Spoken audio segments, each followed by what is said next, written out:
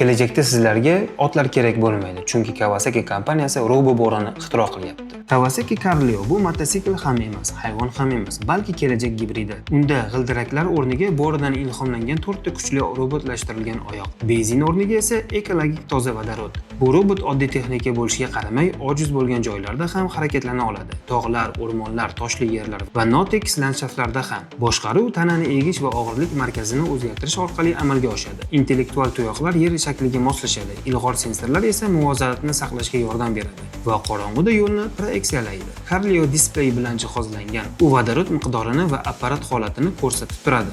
Bu Kawasaki'ning Expo 2025 ko'rgazmasi uchun konsepti, lekin bugunning o'zida aniq kelajak transporti parvoz qilmaydi va g'ildirakda yurmaydi. U qadam tashlab oldinga boradi. Bu go'yo fantastik filmlardan chiqqan tirik afsona, lekin haqiqiy.